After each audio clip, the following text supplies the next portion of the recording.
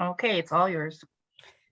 Okay, so thank you so much for being here for this what I'm sure is going to be an incredibly lively discussion. We have the Committee on Continuing Legal Education and the Committee on the New York State Constitution to thank for their co-sponsorship of this discussion.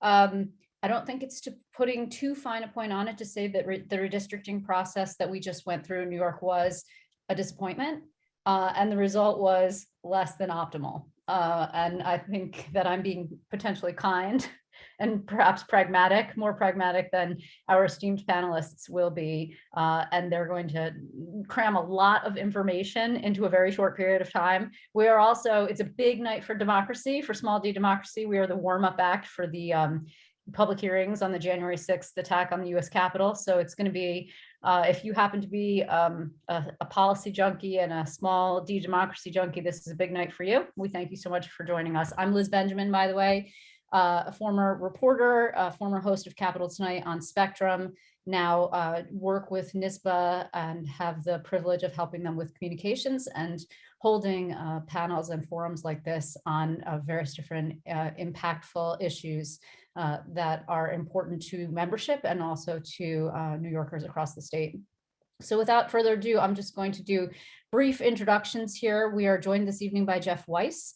He's an adjunct professor and senior fellow at New York Law School, where he directs the New York Census and Redistricting Institute. He's now working on his 5th redistricting cycle. So if you know the timeline there, we're talking about 5 decades, which is pretty impressive.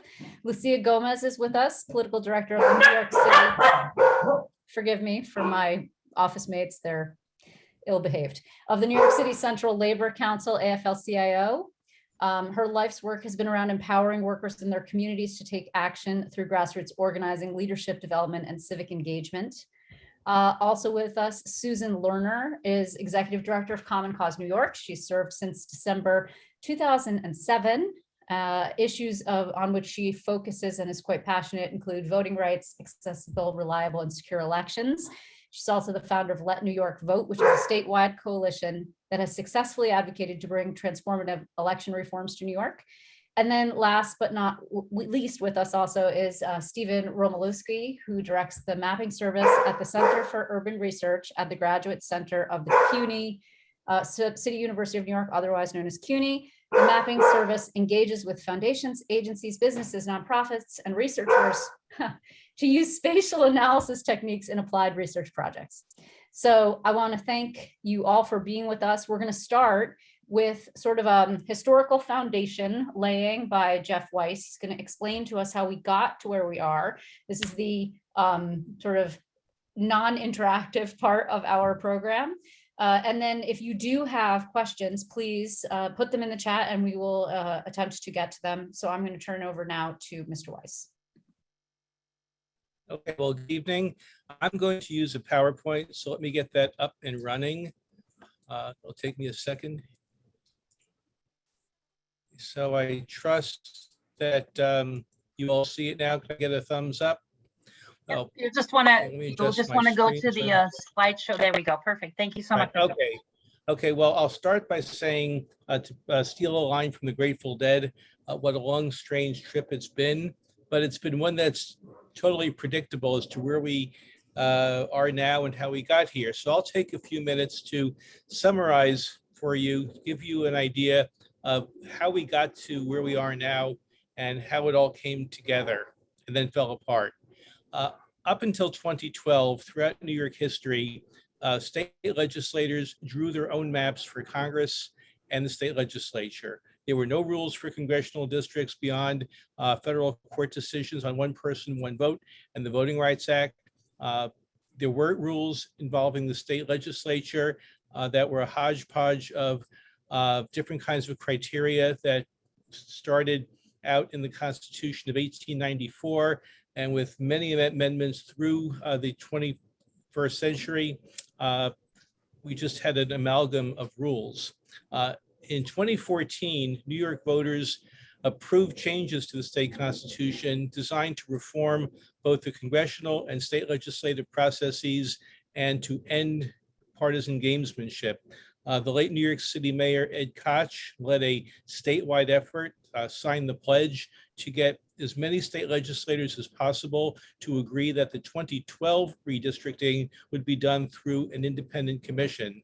What ended up, though, in 2012 was Andrew Cuomo cutting a deal with the legislative leaders, essentially Cuomo with the Senate Republicans then in the majority, to create a commission that they label independent, although as Susan Lerner will join me in saying not so independent, and that this would, as the former governor boasted, bring an end to partisan gamesmanship in New York State for fair lines, or so they thought.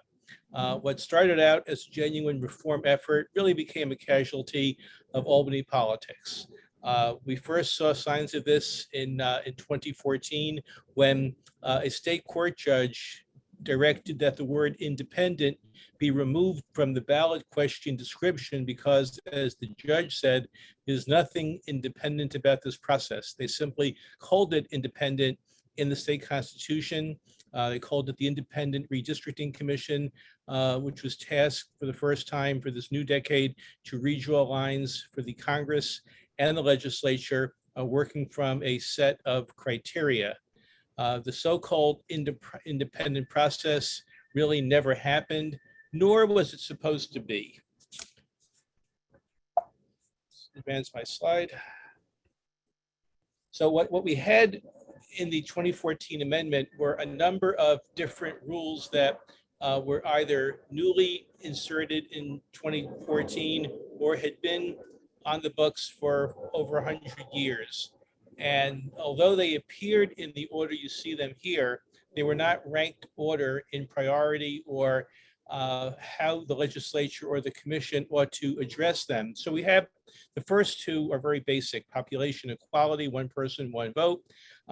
We have the Federal Voting Rights Act to ensure that districts don't dilute minority voting strength, compactness in terms of shape, contiguity to get from one end of a district to another, to keep communities of interest intact, however not being defined, to follow jurisdictional boundaries of towns, cities, counties, villages. We had criteria on incumbency and partisan fairness, not to favor or disfavor political parties or candidates, and to preserve the cores of current districts. So when you look at these criteria, you know it's impossible to meet all of them at one time. There are trade-offs. Let's say you can accommodate 5 or 6 of these, maybe not 2 or 3. And it was always assumed that both the commission, which was tasked with developing plans to submit to the legislature, and the legislature itself would work with this entire set of criteria in developing their plans.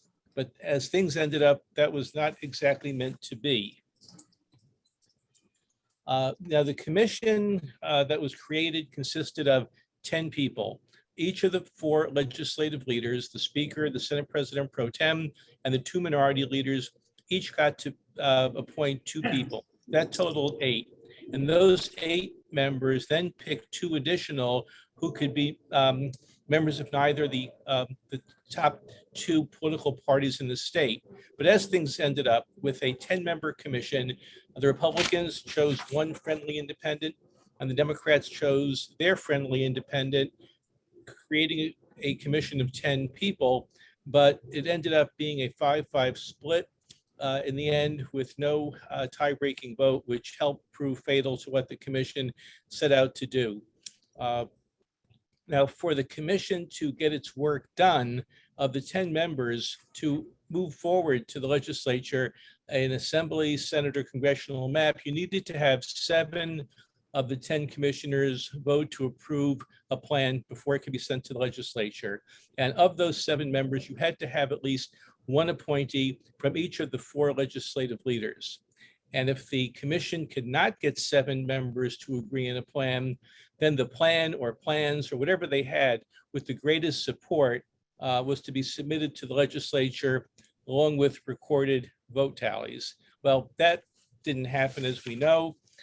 Instead, the commission, when it was first assigned to release a draft set of maps last September, couldn't agree on a set, so they had plans A and plan B. for the legislature and Congress. You had your Republican plans and your Democratic plans.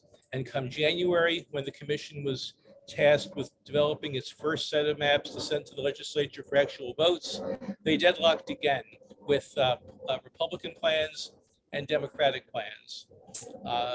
So the first plan was rejected by the legislature. I think it's my next slide. So the first plan was submitted to the legislature sometime early in January. Because the Constitution back in 2012, approved in 2014, was drafted with a September primary in mind, not the spring primaries that we have had since 2019. The deadline for the was February 28th. If the legislature rejected the first plan, then the commission had until February 28th to approve, to send a second plan. And then if the second plan was rejected by the legislature or vetoed by the governor, then the legislature could amend the second plan as it deemed necessary. So I think, as many of us know, the first plan was sent to the legislature, the first set of plans, and they were both rejected. When the commission was tasked with going back and developing a second set of maps, that's where things imploded and the commission failed to do anything. So the legislature, in its wisdom, with really no other course of action left for them to consider, was to draw maps on its own because the commission simply failed to do its job. Had a constitutional amendment that voters rejected in 2021 had passed, it would have made it very clear that even if the commission didn't send plans to the legislature on the second round, the legislature could pick up on this, but that didn't happen. And that's really what proved fatal to this entire process. When we look at what the courts have done in New York, let me just mention also, once these plans got to the legislature, then there were different vote requirements on how to pass these plans. They depended on party control of the Assembly and of the Senate. So the way it was written, and keep in mind this was drafted by Andrew Cuomo with the support of the Senate Republicans, where the Assembly Democrats really just went along with it in 2012, that if one party controlled both chambers, then you needed at least a 2/3 vote of the members of each chamber to vote to approve a commission plan. But as we have now, if the chambers had divided partisan, I'm sorry, the other way around. If one party controls both chambers, you need at least 2/3 of the members to approve a plan. But if the chambers had been divided, then you needed to have simply a majority of the legislators elected in each chamber to vote to approve a plan. In other words, making it harder for the Democrats or Republicans alone, should they control both chambers, to pass a plan. Nobody thought that the Democrats would have the 2/3 majorities come 2022, but that's where we had these votes. And this is where the first plan was voted down, but they never got to the point of a second commission plan needing a 2/3 vote. Instead, they passed the legislature's own plans on February 3rd with 2/3 of a vote in both the in each of the Assembly and the Senate. And when we look to the courts, back in the 1960s, after one person, one vote became the precedent that districts had to be of equal population, there were lots of cases in New York because no one knew what to do.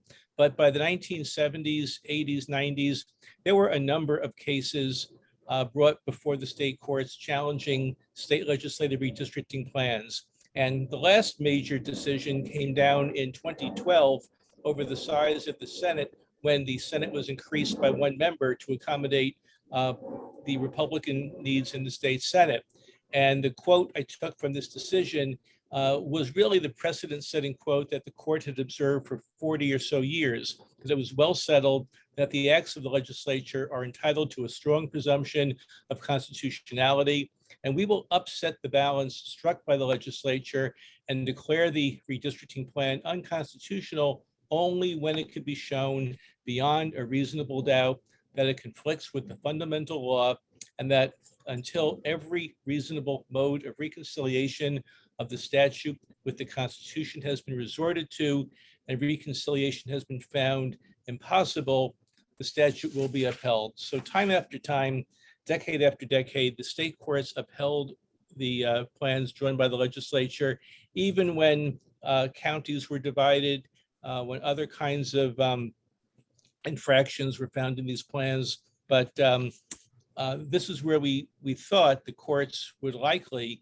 let the legislature act despite the failure of the commission. Where we are now, I think I have one more slide.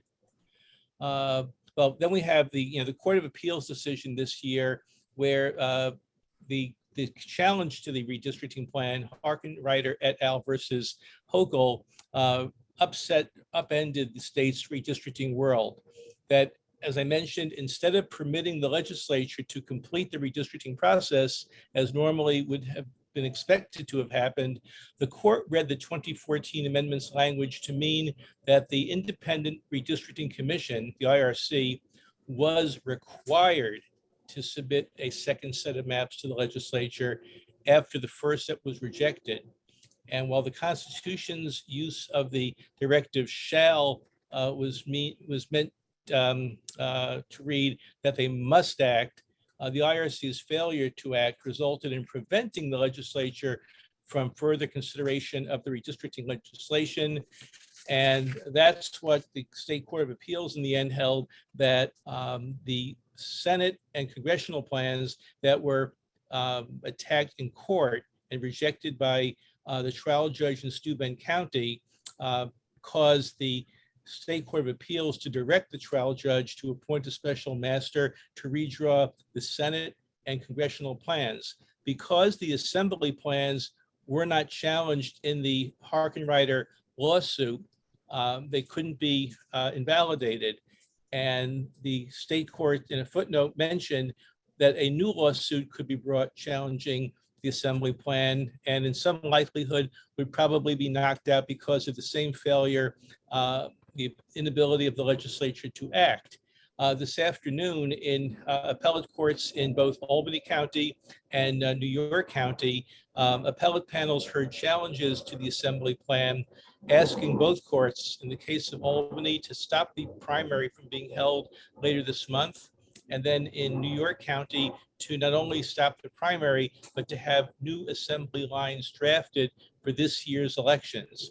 So we should hear very shortly the outcome of both of those cases, and we can probably expect maybe as early as next week an appeal before the State Court of Appeals in Albany. So this gets us to the courts still hearing cases this afternoon, with probably a week or two more to go.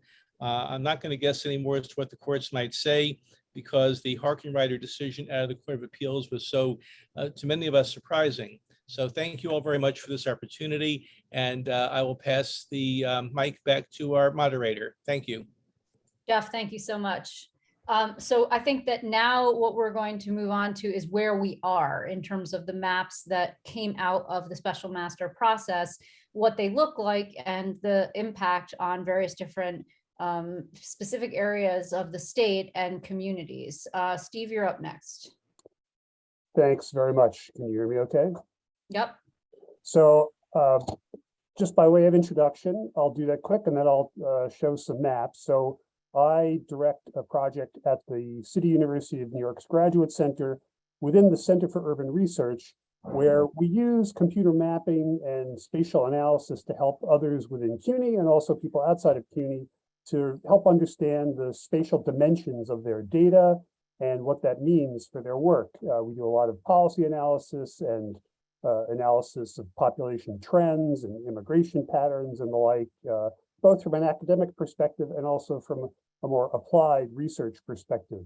And so redistricting is eminently mappable. It's all about maps. And we also have expertise in creating what we think are very intuitive, interactive ways of displaying mapped information that makes it really easy for people to engage with what the maps show, where the boundaries are of certain things, what the spatial patterns look like in data. We were very involved with stakeholder groups across the country throughout the 2020 census to provide an interactive mapping application that makes it easy for people to see where hard to count communities were located in order for groups to plan and prioritize their census outreach. And we also, that was a reprise of an effort that we also had done for the 2010 census. It was very helpful, very successful. And so the next step in the way census data is used is redistricting. And so we've developed an interactive mapping application that also was similar to something that we did after the 2010 census called Redistricting and You. And I'll share my screen and show the map. And so Jeff went through, gave a good overview of kind of the tortuous process that we've gone through to create new congressional, Senate, and state assembly lines. And in order to really get involved in redistricting, and I think Lucy and Susan will talk a good amount about that, either you really need to understand all of the intricacies and technicalities and legal aspects of what it means to draw lines that meet all of those sometimes conflicting and confusing criteria that Jeff laid out.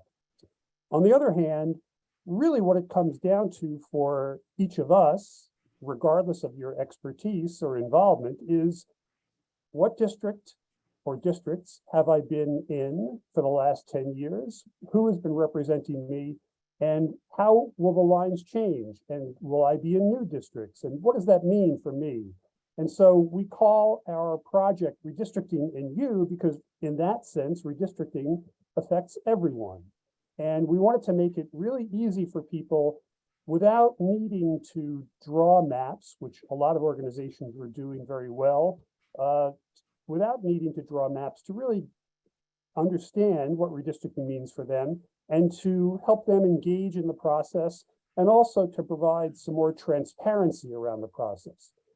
And I'll show you what that means by showing some districts from our map. So you can search by street address or location. You can just click on the map, or you can use this drop-down list, and I'll zoom to District 10, Congressional District 10, which is developed some controversy and interest because the way it was drawn by the special master, which you can see highlighted on the map, there are no incumbents, and so it's kind of a scramble and a free-for-all for so many people wanting to run for office in Congressional District 10.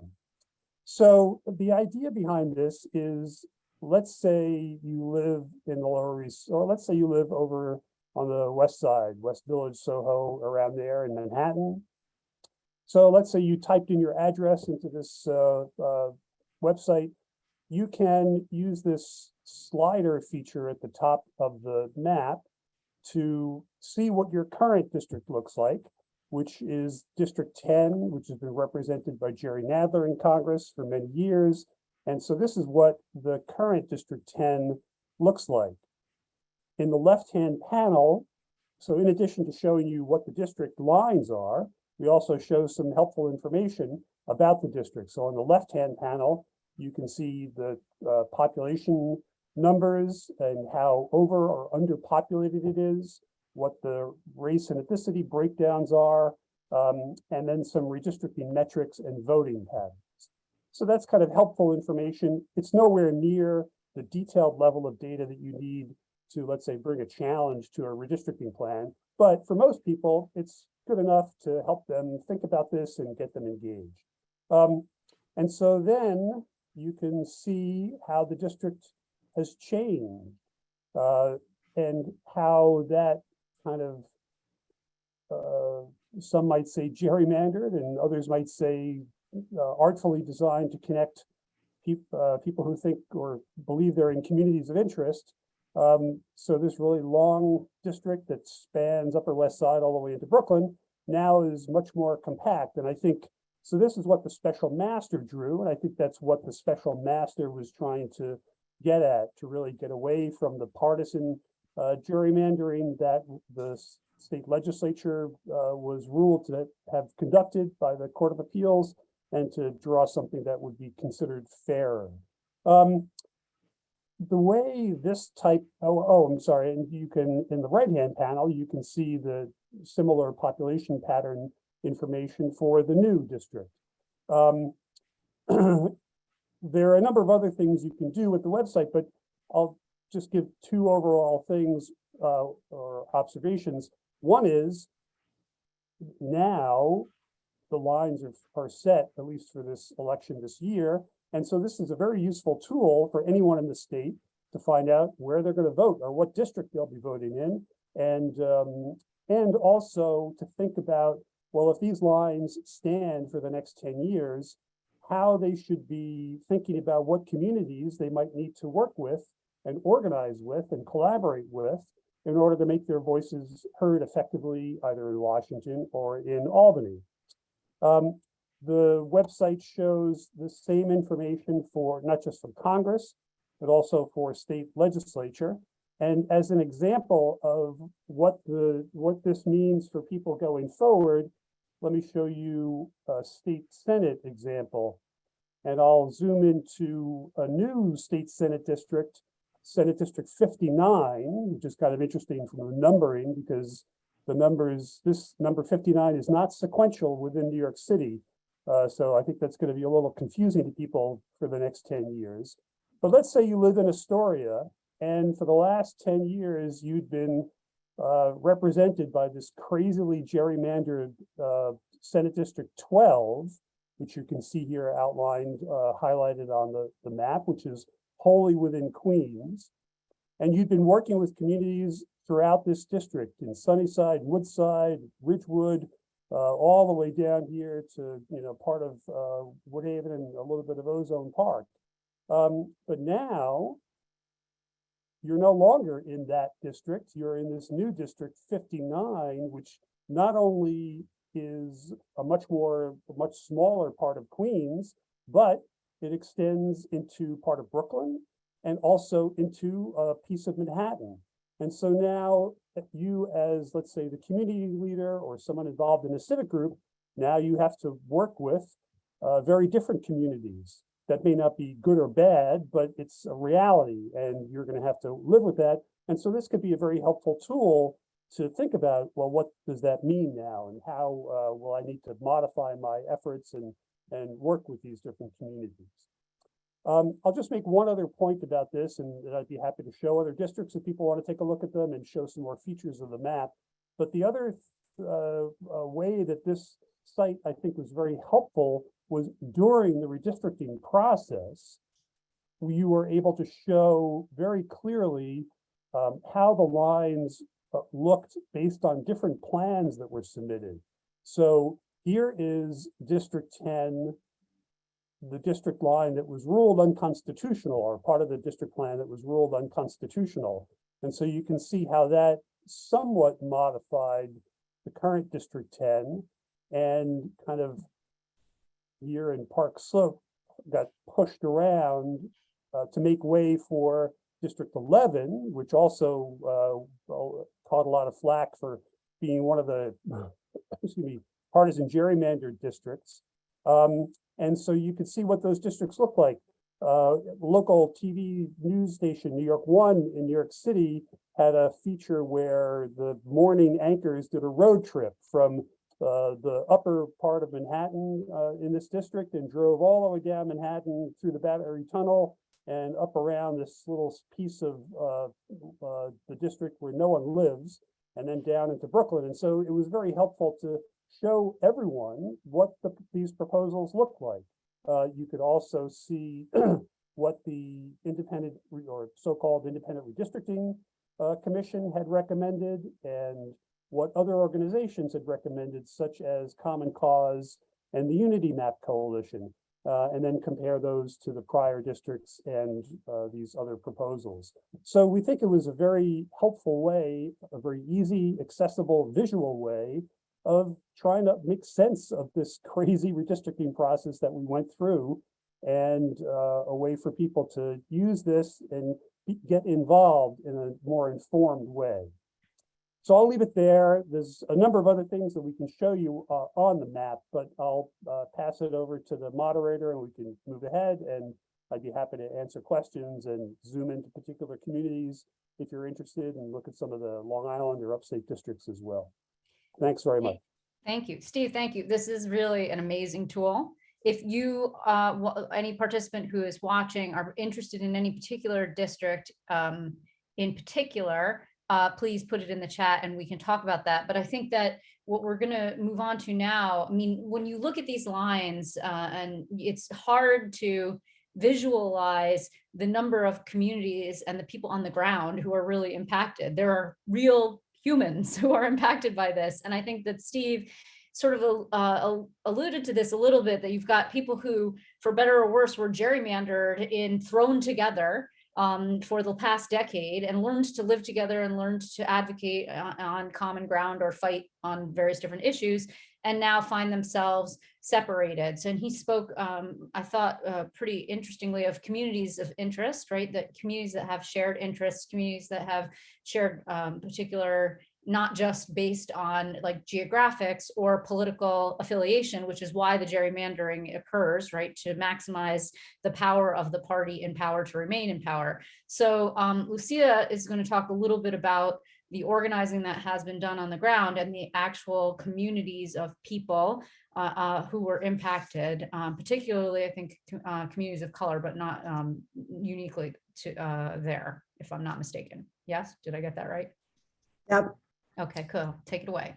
Great. Thank you so much. And thank you to all the panelists. I know this has been a long, drawn out process. And I am actually really happy that we've gotten a chance to take a look at the tool that Steve and his team put together over at CUNY Mapping Services. I will tell you, totally indispensable for anyone that was doing redistricting, that had anything to do with the redrawing of maps or the use of data, something that we did not have readily available 10 years ago, 20 years ago.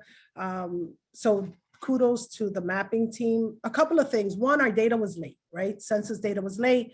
The pandemic put it off. The entire administration just had a hard time producing it. And then months later, after the production, we're told white and Asian populations were double counted in some places, and Latinos and African Americans just for another decade continue to be undercounted. And yet this is the data that we're working with. And this is the data that, in fact, we have to redraw lines to somehow show that we're, equalizing all the districts, that we're actually doing what we're legally bound to do in order to ensure that one person, one vote is in fact upheld. A couple of things that took place as a result of that. One, we're provided with this independent redistricting commission that we had to play ball with as communities of color to ensure that our words, that our needs, that our voices were at the table. And so we had to play and be at the hearings and organize our communities to then know throughout the entire process that in fact Lat 4 would still continue to play a very large role in drawing the lines. And so for one, I would say, for communities that are ready, are exasperated with resources in order to continuously fight, judicially in the legal system with all kinds of social justice issues, to then on top of that know that we are just playing theater. It's a little bit disappointing, but we knew from the very start that this was exactly what was going to happen. To then know that we have a legislature led by an African-American in the state Senate, led by an African-American in the assembly, knew that we were having conversations as a unity coalition with diverse members, either of the commission as well as the legislature, and still not have a voice when the legislature chose to produce those maps, thanks to the commission not coming up with their own, knowing very well that they picked and chose whatever it is that would meet their needs of both the commission as well as the legislature, and that the Unity Coalition, which was made up of the Asian American Legal Defense Fund, Latino Justice, PRO-DEF, and the Center for Law and Social Justice, produced a set of plans that in fact would not pit Black, Latino, or Asian, those communities impacted by the Voting Rights Act, right? That would not pit our communities against one another, because we knew very well in previous decades and had participated using the Unity Coalition as a model, but intentionally this time produce maps, not just for court or after the fact, but produce them before any of the final maps were actually produced by the commission. To then see both the commission And then so the legislature pick and choose portions of the map. And one example of those is, in fact, District 3 that was created that havoc with Biaggi running in District 3 in the Swazi seat. And I'm going to show where the unity plan actually proposed this map. So under our unity coalition plans that were initially provided to the legislature, I'm trying to see here, unity map. Do you have those, Steve? Under here, the original unity map plan. It's the same one. It's the same one. Unity Okay, map. okay, yeah, okay, sorry about that. Okay, so the original unity map plan that we produced, that's right, it's the same one, okay, actually proposed District 3 to go into Westchester, and a lot of negotiations went into why we proposed going into Westchester.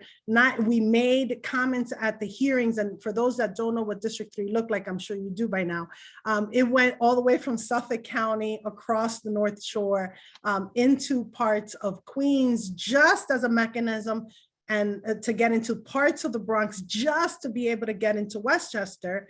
And it was done very intentionally by the Unity Coalition in order to avoid a negative impact on communities that were in fact surrounding District 3 into the parts of Queens that were District 6, which is Grace Meng's district, and District 5, which is Congressman Meek's district. And if we look, and we use that and we created logic around it, and we're like, this is a community of interest because they're all they all are on the water, right? They have issues of resiliency of the waters, right? We came up with as much as we possibly could, because we didn't want to mess up the communities of interest districts that existed in New York City.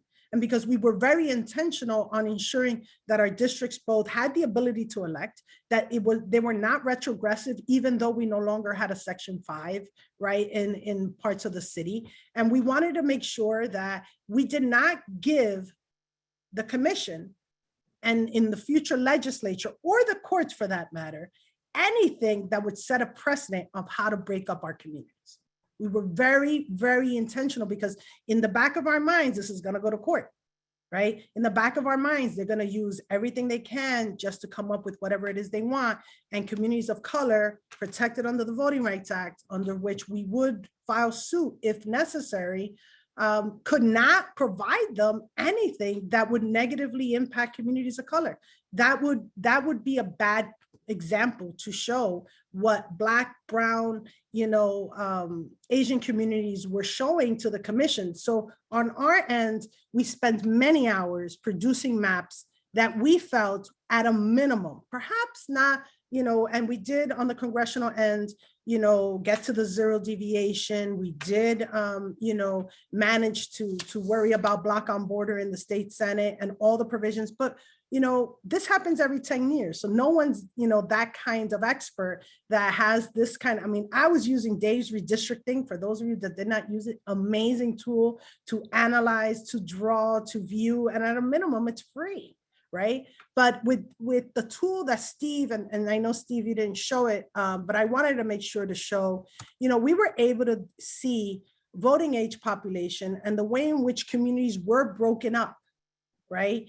At a minimum, just take a look at the way in which the legislature drew maps 10 years ago. And let's not even think about congressional as much, only because, in 2012, this was in the courts and the Unity Coalition participated in the special maps drawn. And this is why we even got Congressman Espaillat elected in District 13 after trial, because that district in 2012 was made to go into the northern portions of the Bronx following population shifts of Latino communities, particularly Dominican communities. And we made that argument in 2012 to the special master.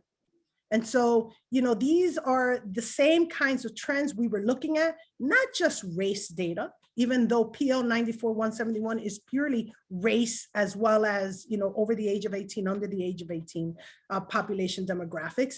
This is the information we have to work with. And Steve was able to allow a tool so people can see where their communities landed amongst the existing line and then where we saw the new lines go. Obviously, for a lot of reasons, District 13 did not get touched drastically because, again, we made the point to the special master that this was a district that was won in 2012 by a different court, not necessarily drawn by partisan measures, but congressional maps did not negatively impact District 13. Instead, it absolutely impacted District 15, where this district has traditionally been the most compact district in the South Bronx.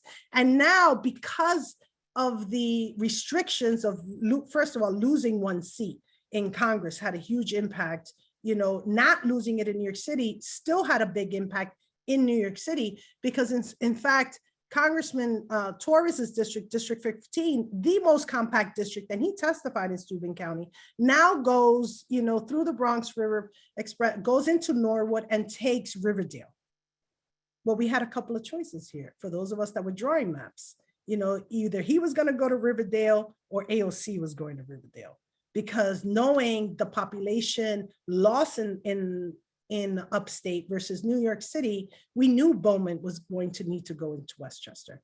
And the numbers were telling us so much about our limitations and the presentation that we were going to have to provide to the commission. So we presented a map that created that District 3, that minimized or attempted to minimize the negative impact on District 15, because we also knew in following population trends, and this is in fact, you know, the special master's final proposal, and I'll put that one up, using that in fact, we see that there was a growing population in Riverdale. We see the trend, the overflow from Marble Hill, Kingsbridge into Riverdale. That's not, you know, a shocker, but the only district that could sacrifice making the numbers go lower because there was no trend of seeing Latino populations decrease in the South Bronx was in fact Richie Torres, versus using, you know, AOC's district that already went into immigrant populations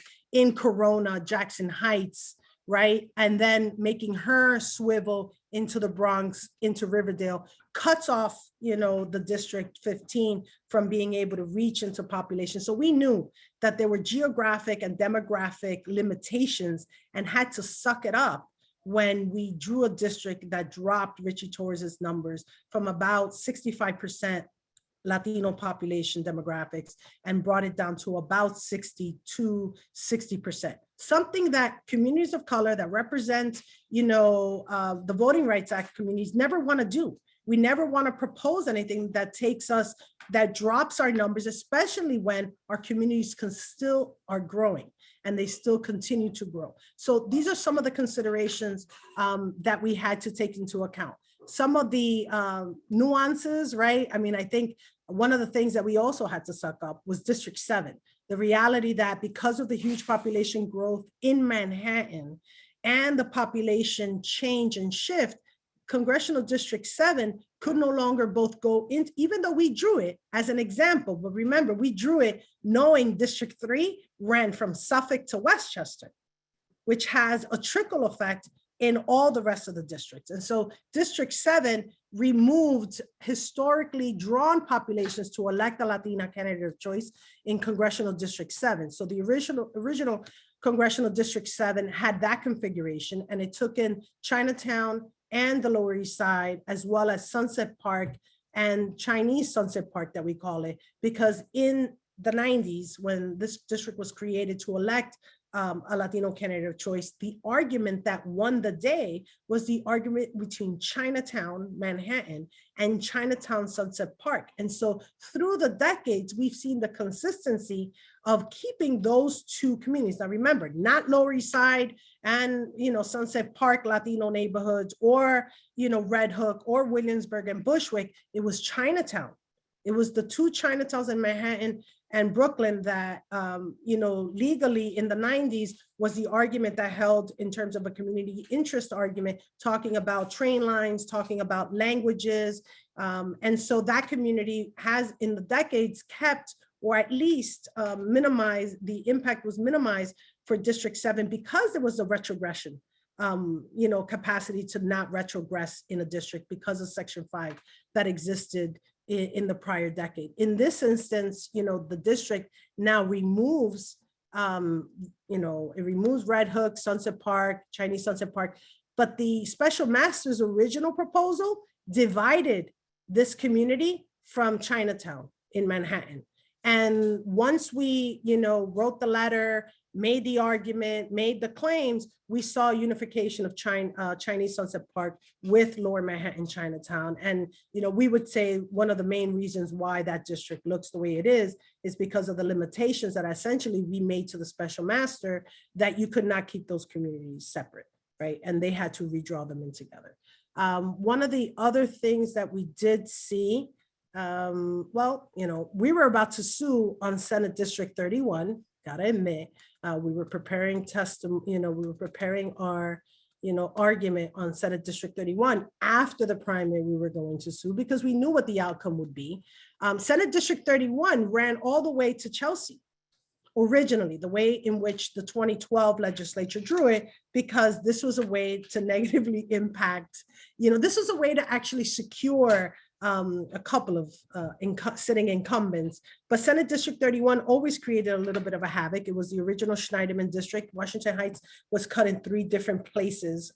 Patterson, Olga Mendez, and Schneiderman in the 2000s, they united it to mess around with Schneiderman, and Schneiderman still got elected for a decade. But that district, in fact, in 2012 was drawn to go all the way south, still allowed a majority Latino population in the district. So they were very careful at using numbers, not caring about communities of interest, not arguing, but it's hard for legal purposes for an institution like Latino Justice to fight against the fact that the numbers exist. You have to know a lot about the politics, about the turnout, about the outcomes, everything that we were preparing for this round. Because when the legislature drew it, they drew it, and this is the funny part, when they drew it, they actually drew it to cut this at the at about 70, 80 something street, still taking them to the Upper West Side.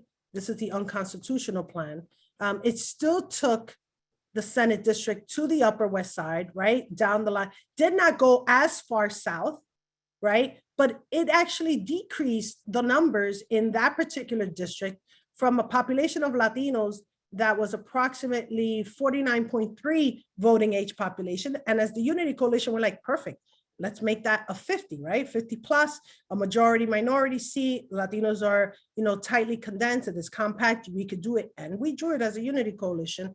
And the special master, the legislature drew the district slightly less. They were like, we don't want it to go over 50 plus. At least certain people didn't want it to go. And so they drew it at 48.7. Well, when the special master finalized the plan, lo and behold, he drew that plan at 65.3. Now following the same lines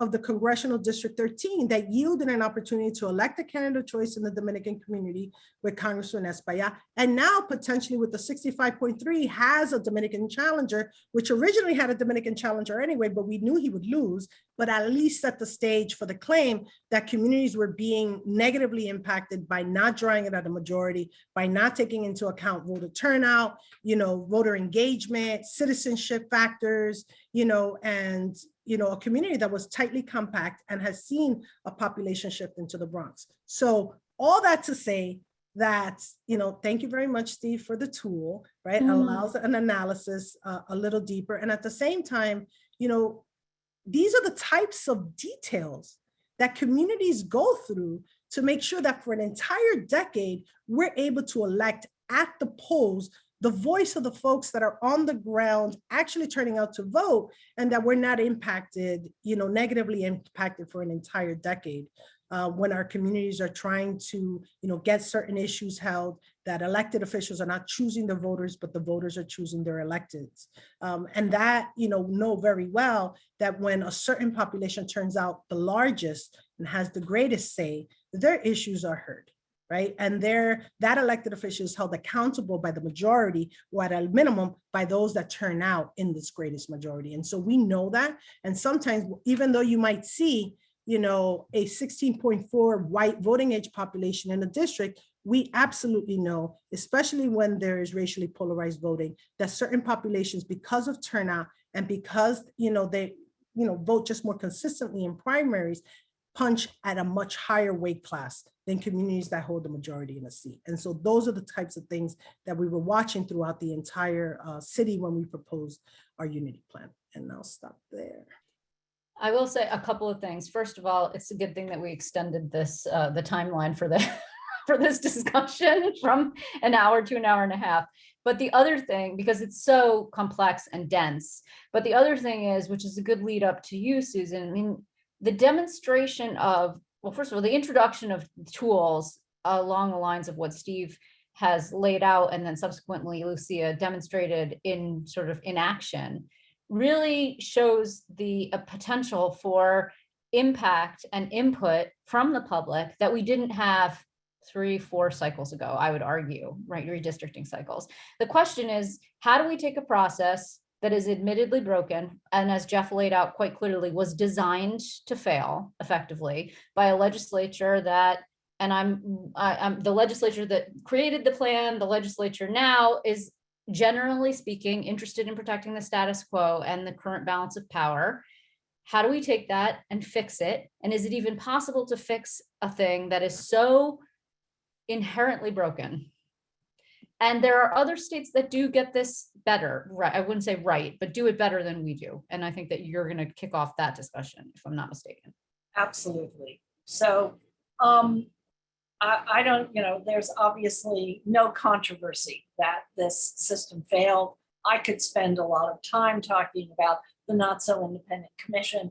We at Common Cause originally decided that we were not going to draw reform maps, frankly, because we thought the commission was going to fail. And there was no point in spending a lot of time providing them with something they were going to ignore. But with the special master, we did change our minds and go ahead and draw maps. Next slide, please. And I'm happy to say that we did draw a map which interlocked with the unity map in order to provide the master with some suggestions of fair districts outside of New York City, and happy that our maps were indeed cited and used by the master. And in fact, at least one of our state Senate districts was just adopted wholesale. But as everybody has pointed out, this is not a good process. This was a mess, friends. I am not going to use the off-color words that I would use in different circumstances to describe how badly this failed. And it really indicates that, unfortunately, when we opposed the constitutional amendment in 2014, we were right. This is not a workable system, and it should not stay in our state constitution. We are going to have to do the heavy lifting of amending the Constitution to have a workable, truly workable system. And the question then becomes, can we get to what the public expects, which is an independent redistricting commission? Next slide, please. So we have various models across the country. And there's one model which I would argue this redistricting cycle has shown is not sufficient. There are 2 states, and I would argue actually, and disagree with my own example here, I would argue that there are 2 states that spent the last decade working very hard through citizen initiatives, and in Ohio, forcing the legislature to adopt what were supposed to be strict constitutional standards that would protect the redistricting process so that the end result would be fair. And if you've been following what has been coming down in Ohio or the net result of the maps in Florida, I personally have come to the conclusion that strict constitutional standards by themselves are simply not enough. In Ohio, we've seen, I've lost track, 3 or 4 different maps that have been drawn by the legislature and by the political commission that was appointed by the legislature thrown out repeatedly by the Ohio Supreme Court because they do not satisfy the constitutional standards adopted by Ohio's voters, and the commission is just ignoring the standards. Same thing has happened in Florida, where there are strict constitutional standards, which our colleagues at the Florida League of Women Voters and other activists, including Florida Common Cause, worked so hard to pass through citizen initiatives, and Governor DeSantis has just blown through them and ignored them and come up with a completely gerrymandered map that the politically controlled Florida Supreme Court is not going to touch. So we need more than just strict constitutional standards, because you need an entire system that works to actually actualize these standards. So we look at various models. We've got political commissions in various places. That's not working. We've got the advisory commissions like the one that we have here in New York. And as I've said, I think there's absolute agreement that that has been a horrible mess which failed. And so we therefore are looking at other alternatives.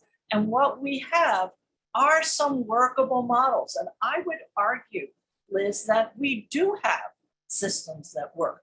Is there any perfect system? No, we're all human. But as close to perfection as we can get in the redistricting process, I would argue comes out of a system that relies on an independent, citizen-led commission, which is either nonpartisan or has a partisan balance. And the models for that in this cycle are California, where a commission has been working through 2 redistricting cycles very successfully, and Michigan, where a extraordinary citizen-led initiative process actually passed an independent redistricting commission initiative for the state of Michigan, and the commission worked. And why do I say it worked? It worked because the resulting maps were sued from both the Democratic and the Republican point of view. And in California, this redistricting cycle, the independent commission's maps were not sued by anybody.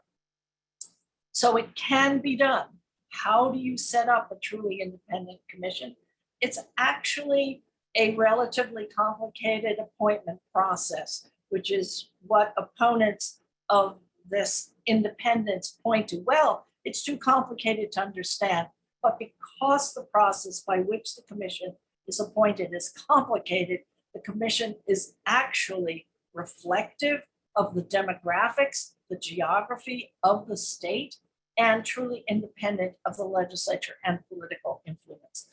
And it's basically done by compiling a pool of public applicants, of actual independent individuals who put in their qualifications and go through a vetting process to ensure that they are actually independent, they have the requisite skills. A pool is put together, a smaller pool is then chosen independently usually through a lottery of some sort, but ensuring a partisan balance. In some places, the legislature is able to then take the smaller pool and has a very limited number of people they can withdraw from the pool. And then an initial set of commissioners, usually about half of the commission, is chosen by lot in a public lottery, basically, where everybody can see that there's absolutely nothing nefarious going on. It's actually drawing names out of a basket, out of a bin, and those people are then appointed to the commission. They are then charged with the responsibility of filling in the rest of the commission with individuals who will balance the political makeup, the geographic dispersion, and the ethnic variety of the commission to reflect the diversity of the state that they are going to redistrict. For the commissions that have been in operation, what then happens is actually an extensive process of public hearings. In California, the commission would hold over 100 hearings throughout the state for approximately a year before they put any pen to paper to come up with initial proposed maps. Michigan also has an extensive process of public input. And this works not just at the state level, but also at the municipal level, where for now the second redistricting cycle, Austin, Texas, has a similar system where they have a truly independent commission that's composed of citizens who go through this lottery and pool process. And here in New York, we actually have the system working and working extremely well in Syracuse. The voters in Syracuse in 2019 adopted an independent redistricting citizen-led commission.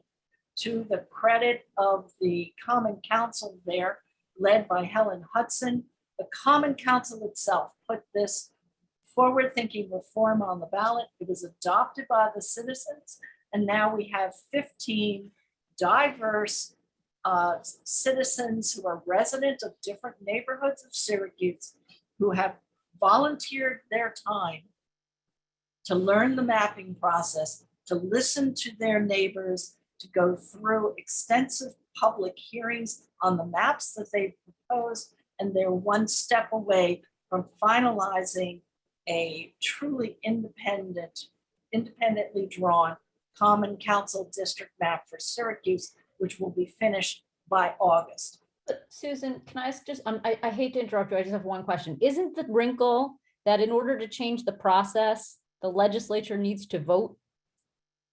In order to change the process here in New York, we have to, as I said, amend our state constitution. Right. But as we see in Syracuse, there are legislative bodies who are honest enough and forward-thinking enough to do it. And I think it's on all of us to start the work now to build the necessary public support for a truly independent, citizen-led redistricting process for New York. If we can do it in Syracuse, we ought to be able to do it for the entire state. So there were a couple of questions that I want to make sure that I think that we talked about the one that you put forward here in terms of a fair approach, Anonymous. But there was a question regarding the cost. How much there was a story most recently, the state paid the special master $146,000-ish. And I know, Jeff, we talked about that briefly at one point in one of our preparation calls, but how much did the independent commission cost? And if I remember correctly, the governor, part of the problem in the lead up to this round was that the former governor, didn't want to fund the independent commission, and it got its work started rather late. There you go, unmute yourself. Well, Andrew Cuomo tried to control the commission by putting all the funds in the state university and having the Rockefeller Institute very closely aligned with him, running the whole operation. And the commissioners jointly balked at that and just said, no, we'll run our own show. But that killed about 6 months to a year of work time. But in the end, the legislature appropriated about $3 million. And we haven't seen anything yet on how that money was spent. My guess is that when the assembly report comes out every year where they publish all the salaries and expenditures for the entire chamber, and because the assembly helped take care of the overhead operations for the commission, we might see it there. But I would think they spent a lot of money. Each of the commissioners received a small salary. They had a 10-member staff.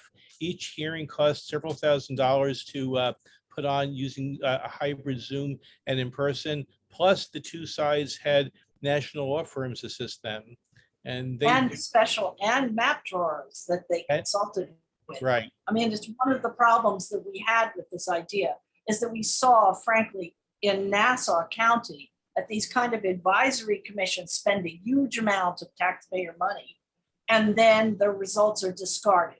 It is a frolic and detour and a distraction and a very expensive one.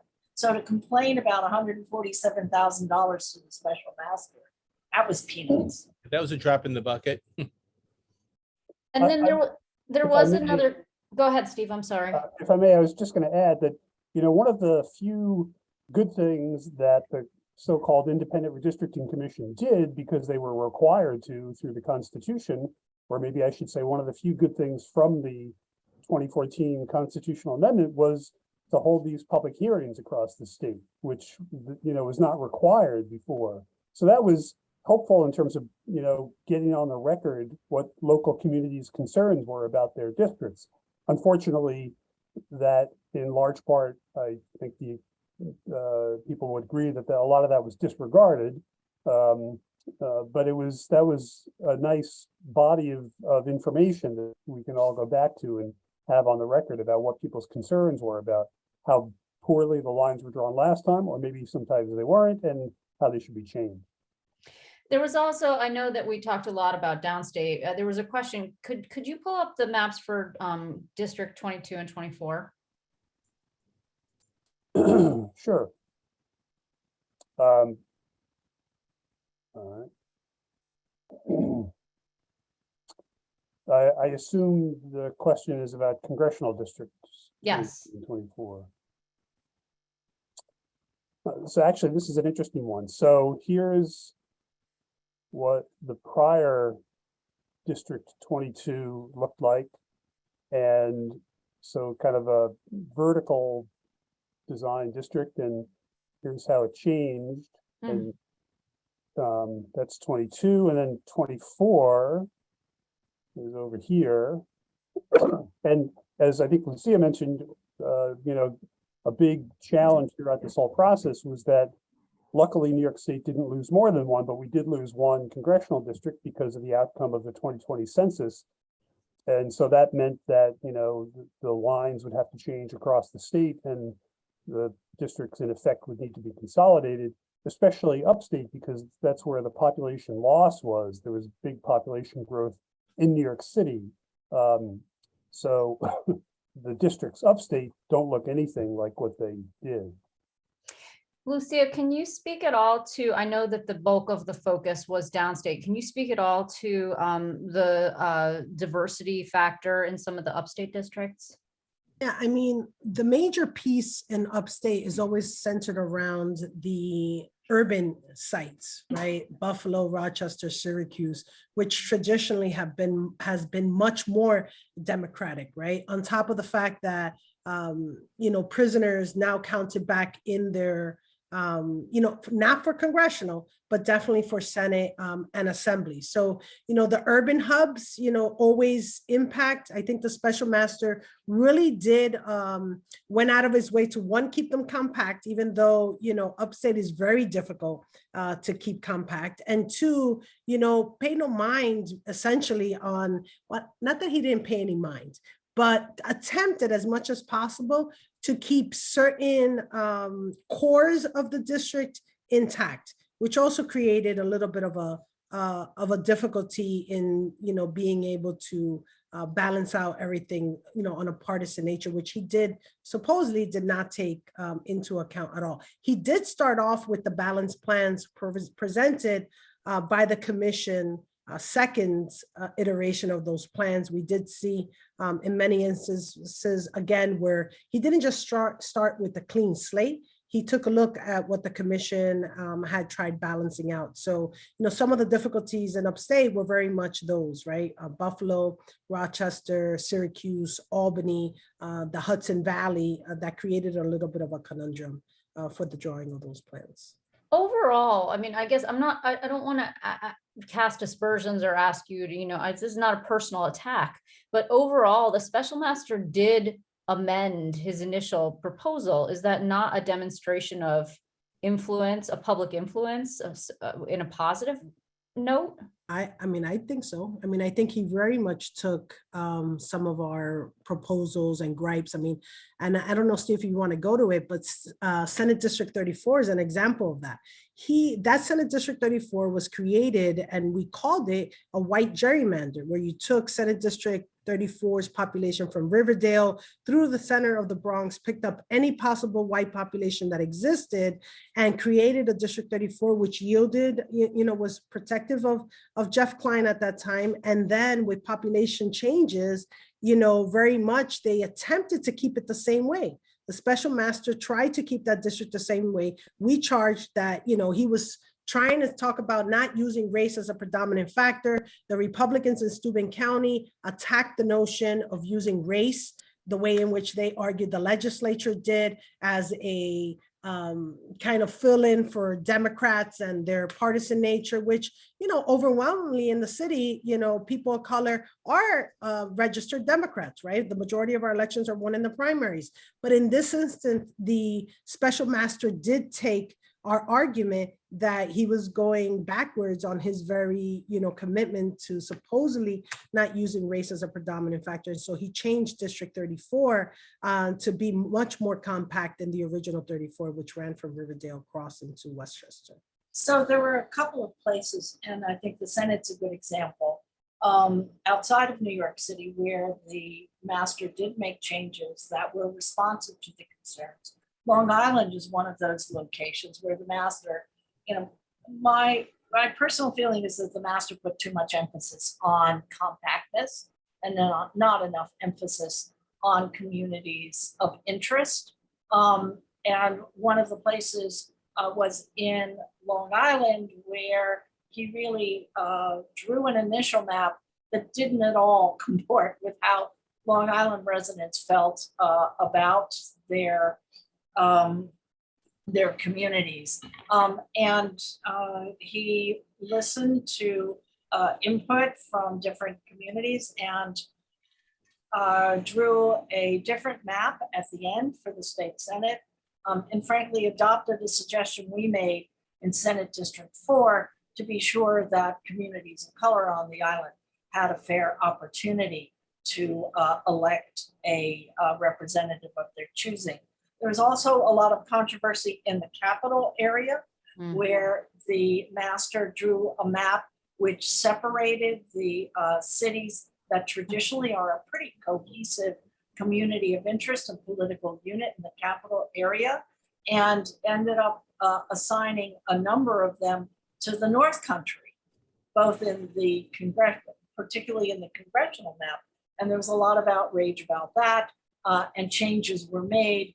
And the ultimate map was more reflective of how the community conceived of itself as a community of interest. But it was an uphill battle because his first and foremost concern, it seemed to me, was compactness. And that's an easy thing for a map maker to rely on. It's a lot harder to deal with communities of interest. Now, having said that, he had a ridiculously short period of time in which to try and figure out what the communities were. And I think on balance did a better than average job. There's a question that this is related, and it sort of brings us to, I think, a good place that to sort of wind up the discussion, which is the fallout or the political ramifications of where we ended up. But tomorrow's the deadline for signatures to be presented in order to get on the ballot. Is that true?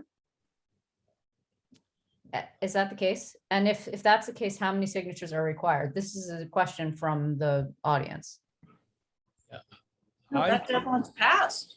I thought so too. Deadline's passed. Not for August, right? Or yes, for August. Yes, for August. Yes, for August. Yeah. Oh, right. Because, well, right. I mean, this brings us to two questions. That's right, Susan, because there was the story of how Andrew Cuomo is not, in fact, going to make a comeback because the date for Andrew Cuomo to submit his signatures has passed, and now he can't be on the ballot. Which I think, and we have only touched very briefly on this, but the decision by the court, particularly given the makeup of the court, to throw out the maps that led us then subsequently to the appointment of the special master, which we sort of glossed over a little bit or didn't dwell on, was surprising to a lot of different people for a variety of different reasons, and then sort of sparked speculation that perhaps it was particularly for, thank you, Jeff, particularly for some nefarious reason, which would have, because the bulk of the individuals who were appointed on that court were appointed by the former governor, that somehow they are interested in extending his possibility for making a comeback. I don't believe that that's actually the case. I thought they made the decision because the map was just that egregious and they did the right thing. Well, there was a op-ed by the former governor basically signaling to the Court of Appeals how he would like his redistricting legacy to be handled. I think that's somewhat unusual. True. But the decision by the High Court did or did not surprise you all? I was surprised by it because usually courts look at their precedents for previous similar situations. And just disclaimer, I had served as counsel to the Senate Democrats in their last two challenges. And in state courts and federal courts, plans were upheld for, I think, much more egregious state Senate gerrymanders. And the state court in particular, as I showed in my my quote in the PowerPoint, were loath to overturn anything that the legislature enacted, despite admitting that there were flaws in it. So the court was a bit surprising there, which makes me also wonder, the assembly challenge will hit the State Court of Appeals within a week or two. While I got a sense watching today's arguments in Manhattan that they're likely or probably going to allow the assembly map to be used for this month's primary, there could be consideration to having the lines in the assembly redrawn for the next election round. Is there precedence for that? Absolutely, and across the country, that the closer you are to the election, and we at Common Cause in a lawsuit in North Carolina objecting to heavily gerrymandered congressional maps, were forced to concede that it was too close to the election, and that we would agree that the gerrymandered maps could be used for that election in order not to throw the election into chaos and confuse the voters with the clear order from the court that the maps would be redrawn for the rest of the redistricting period. But not in New York. That's a precedent set outside of New York State. For those viewers who were around back in the 1960s, the lines were redrawn frequently in the mid-1960s period. I recall 1964, 66, 67, 68. There were frequent redrawings because states like New York were trying to figure out how to comply with the one person, one vote requirement. Wow. And again, this is not about like personalities per se, but what we have seen as a result of the maps is some pretty ugly politics. And although, having now lived through a couple of redistricting cycles, it's never comfortable necessarily when the lines change. But the pitting, this seems to be have been unusually, and Jeff, I guess you go back the furthest of all of us. This is your fifth. Before my first round, going back 50 years ago, and Bella, if those of you remember in Manhattan, we're looking now at the Maloney-Nadler primary. William Fitzryan, Bill Ryan, and Bella Ebzug were placed in the same district where on the west side of Manhattan. So that was a big slugfest 50 years ago. And after 1980, New York lost 5 congressional districts. That caused a lot of decision-making of members not running again because they had no district to run in. And it was much more partisan pitched in those days. And I'll just close by saying that 20 years ago, one congressman pled before a federal court saying, "Your Honors, they promised me that if I merged my district back in 1990, this would never happen to me again." And the court said in 2000, "We can't speak this year in 2000 for what happened in 1990. We're very sorry about that." So these things do happen. Steve? Unfortunate, but. Thanks. I was just going to make 2 observations about some of the, chaos, I guess, that people have described the court throwing everything into. So one thing is yes, there's some short-term chaos, but if the lines that I think the court accurately said were partisan gerrymanders, at least in Congress, had remained, we would have had those lines in Congress for the next 10 years. And so people are, well, that was the idea. So people are saying, well, now we have 2 primaries and that's going to reduce turnout and really, create problems. But we would have had those lines for some time, which also may have depressed turnout because there wouldn't have been as much competition and the like. So there's some short-term pain, but maybe long-term benefit. We'll never really know, but that's the optimistic. I don't think that the lines would have stayed beyond just the one cycle. I mean, that's what the precedent is across the country when you're forced, as they are, for instance, in Alabama right now, where you have maps that a trial court found violate the Voting Rights Act, but the Supreme Court said, the US Supreme Court said, it was too close to the election. And so this year's election will go forward with the factually determined gerrymandered maps, and they will be redrawn for the rest of the cycle. So the other observation I was going to make is that the process was really problematic and designed for failure and the like, and the legislature abused that, went even beyond that and abused that and drew lines that they shouldn't have. However, the court, I was just thinking of this now, the court used an aspect of the 2014 amendment, this new concept that there can't be partisan gerrymanders, and used that to throw out the congressional lines. So there is a kernel of benefit that perhaps that the 2014 amendment had that allowed that the court used to prevent these bad lines from sticking around. Let me mention one thing on that, food for thought. We're going to learn next week, I believe, whether the Supreme Court is going to take up an appeal from North Carolina. The state is arguing something called the Independent Legislature Doctrine. Oh, God. Yeah, which is aware of it, which argues that state courts cannot interfere with state legislatively enacted redistricting plans. That's a very scary challenge to democracy across the board. But just to think, playing a little bit of devil's advocate here, what would happen if the Supreme Court fines for this independent legislator doctrine, and all of a sudden the New York plan is challenged over again, saying that Judge McAllister and the Court of Appeals had no right to step in? Just something to think about. I don't support this doctrine. Is that in response to the question that's in the chat here? The next year's I don't know if I saw that.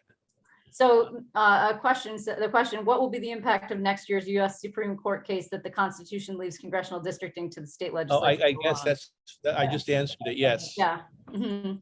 And I do wonder, just getting back, I mean, this is obviously, I'm exposing my sort of political, focus, or my former political focus, but you have a situation now where you've got, and again, not singling anyone out per se, but like members of Congress who are jumping into the 10th, they're not even connected to the 10th at all. I mean, you've got everybody and their mother running in the 10th, right? As we talked about, which was the one that you opened up with, Steve. But any thoughts on that? It sort of brings it, and it's not the special master's fault or the fault of redistricting, but the result of exposing sort of the worst of politics and political, raw political aspirations seems to be run counter to the small d democracy point of redistricting. we are not new to district shopping. There was a Congress member from the 60s to the 90s, Jim Shoyer, who started in the Bronx, moved to Queens, to Brooklyn, and ended up in Queens over a 30-year span, different districts each decade.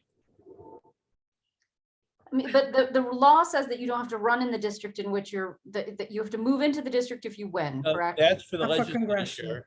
So you don't have to,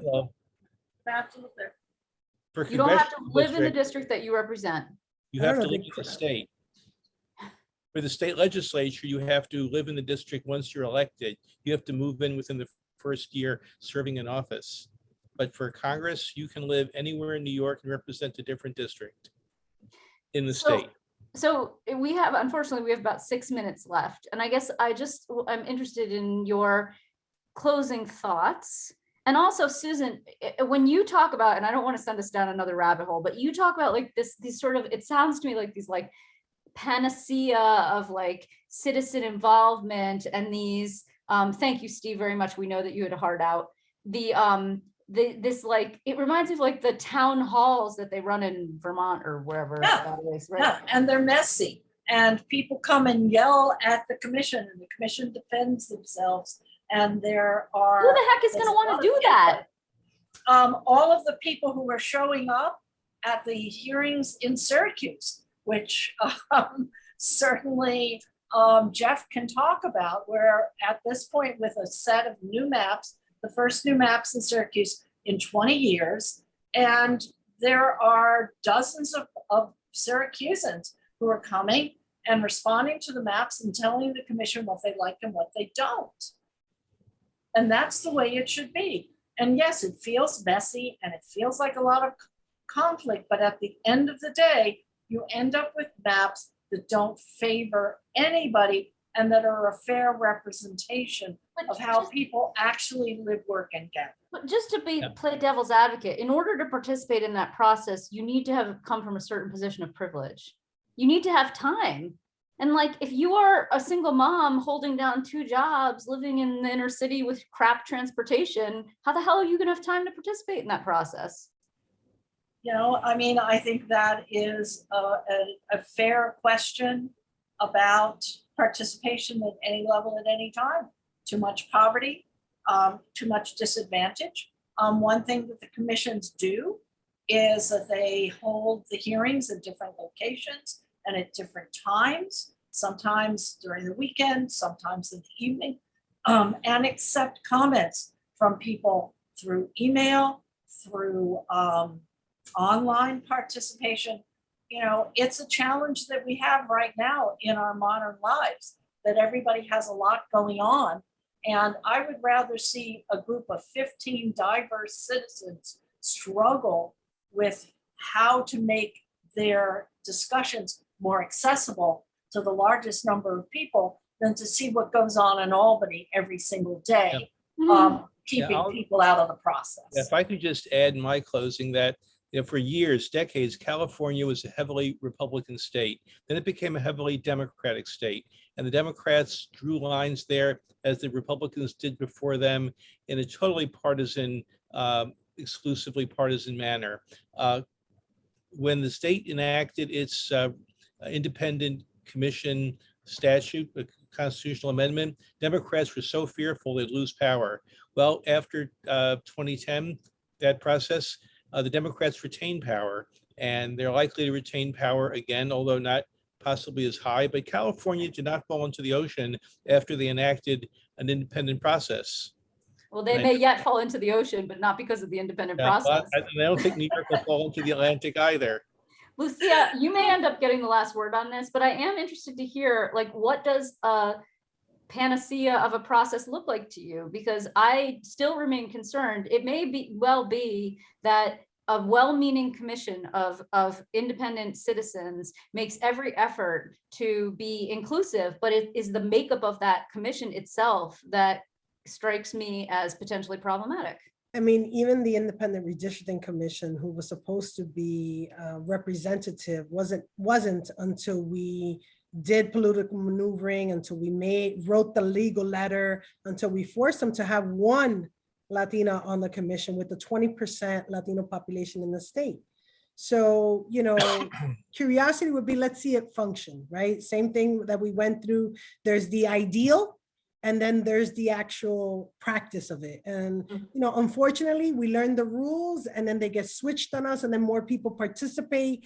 And then, you know, the state continues to become, you know, more people of color, and then the rules change again. So we're kind of used to it. Reality is that with segregation in housing in and of itself, you know, communities of color are going to continue to struggle regardless if there's an independent redistricting commission. So Liz, I would definitely suggest that you take a look at the makeup of the Syracuse. I will. I'm going to. And the interviews, the biographical interviews with the commission members, because it is inspiring to hear what this diverse set of citizens think about their responsibility representing their neighbors in this process. And I it will really confess is very inspiring. that I have not paid nearly enough attention to Syracuse, which I'm definitely, it is my goal to read more about it. I do thank you all for your participation. We've hit our 7:30 mark. You have time to like have snack and go to the bathroom and then tune into your January 6th hearing if you're so inclined. I thank the panelists. We knew that Steve was going to have to leave. I think he has a family commitment, but I thank you so much, all of you, Jeff Weiss, Susan Lerner, Lucia Gomez, for being with us, to our audience members or participants, to NISBA for hosting the CLE committee and Committee on New York State Constitution. Also, as always, for giving me the opportunity to sort of revisit my past self, which I really appreciate. And this is a very fascinating process that only comes around every 10 years. But I do think that the takeaway from this is we need to start planning for the next one now. So thank you so much, everybody. Have a wonderful night. Be safe. Bye-bye. Bye, and thanks. And thank you from NISBA as well for your time and expertise in service to your profession. Thank you. Have a great night.